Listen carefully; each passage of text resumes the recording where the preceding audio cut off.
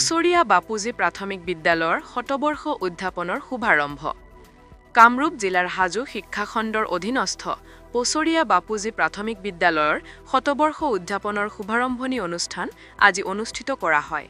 তদুপলক্ষে পুৱা পতাকা উত্তোলন, শহীদ তৰ্পণ, বন্তি প্ৰজ্বলন, বৰেণ্য সংগীত শিল্পী জুবিন গাৰ্গৰ প্ৰতিচ্ছবিত পুষ্পাঞ্জলি প্ৰদানৰ পিছত আয়তীসকলৰ নাম প্ৰসংগ অনুষ্ঠিত কৰা হয়।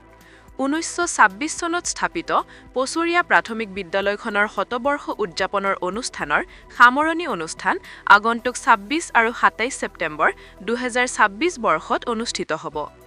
আজিৰ অনুষ্ঠানত বিজেপি নেতা দিবাকৰ কলিতা, অৱসৰী শিক্ষক তনুৰাম কলিতা, বিদ্যালয়খনৰ শতবৰ্ষ উদযাপন সমিতিৰ সভাপতি চন্দ্ৰধৰ কলিতা, অৱসৰপ্ৰাপ্ত শিক্ষক মৃণাৰাম ভৰালী, বিদ্যালয়খনৰ প্ৰধান শিক্ষক অৰূপজ্যোতি ভৰালী, ভৱেশ চন্দ্ৰ কলিতাকে ধৰি কেইবাগৰাকীও বিশিষ্ট লোকে অংশগ্ৰহণ কৰে। হাজোৰ পৰা কমলাকান্ত দাসৰ ৰিপৰ্ট, বটদ্ৰৱা লাইভ। পছৰীয়া গাঁৱৰ সমাজত অৱস্থিত পছৰীয়া বাপুজী প্ৰাথমিক বিদ্যালয়ে ইতিমধ্যে 100 বছৰ গঢ়ি গৈছে।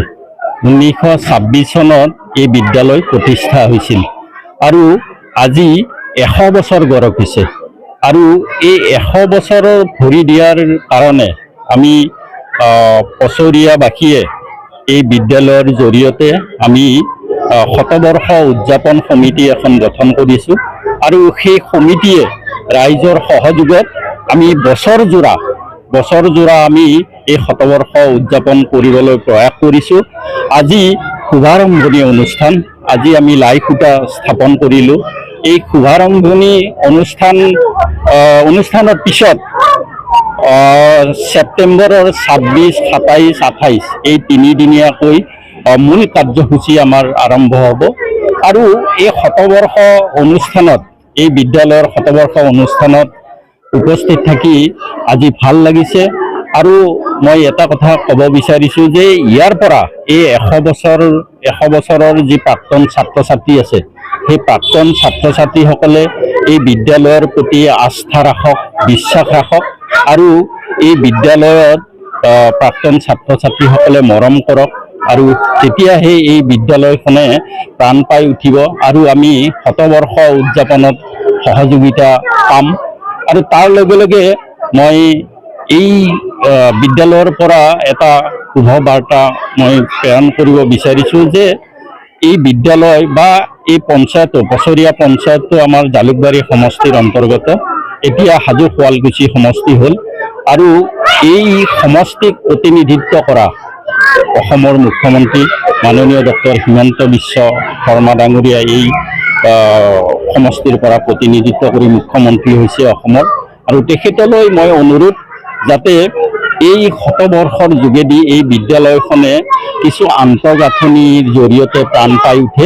মই মুখ্যমন্ত্ৰী মহোদয়ক হাতৰ আহ্বান জনাইছোঁ যাতে এই বিদ্যালয়ৰ প্ৰতি তেখেতে অকণমান হ'লেও নজৰ দিয়ে আৰু শেষত প্ৰাক্তন ছাত্ৰ ছাত্ৰীসকলে আহি ইয়াত সা খবৰ কৰিব।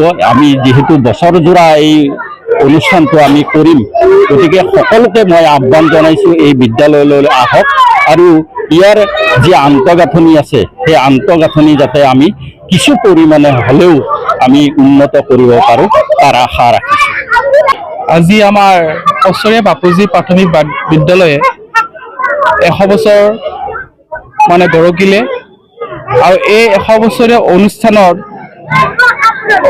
মই প্ৰধান শিক্ষক হিচাপে মই আজি নিজকে সৌভাগ্যৱান বুলি ভাবিছোঁ। এই অনুষ্ঠানৰ এটা অংশীদাৰ হ'ব পাৰিছোঁ আৰু এই অনুষ্ঠানৰ আজি আমি শুভ আৰম্ভণি কৰিলোঁ। আৰু এই বছৰৰে 26, 27 ছেপ্টেম্বৰত আমি উলহ মালহেৰে এই অনুষ্ঠানটি আমি কৰিবলৈ মানস কৰিছোঁ। ইয়াতে আমাৰ পছৰীয়াৰ প্ৰতিজন ব্যক্তি, প্ৰাক্তন ছাত্ৰ ছাত্ৰী তথা শিক্ষক শিক্ষয়িত্ৰী সকলোৱে মিলি এই আমাৰ অনুষ্ঠানটি দিহা পৰামৰ্শ তথা আৰ্থিকভাৱে সহায় কৰি আমাৰ অনুষ্ঠানটো সফল কৰাত যাতে সকলোৱে অৰিহণা যোগায় তাৰ বাবে আমি কামনা কৰিছোঁ। লগতে আমাৰ এই বিদ্যালয়খনৰ এটা দুখৰ কথা যে আমাৰ এই বিদ্যালয়খন এতিয়াও আন্তঃগাঁথনি খুব দুৰ্বল হৈ আছে।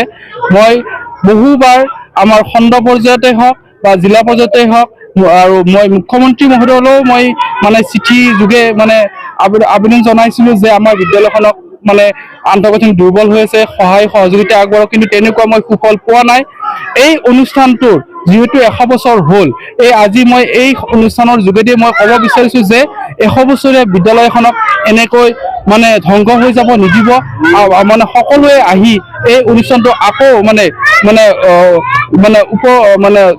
উজ্বলাই তুলি আমাৰ বিদ্যালয়খনক যাতে জীয়াই ৰাখে তাৰে মই কামনা কৰিছোঁ।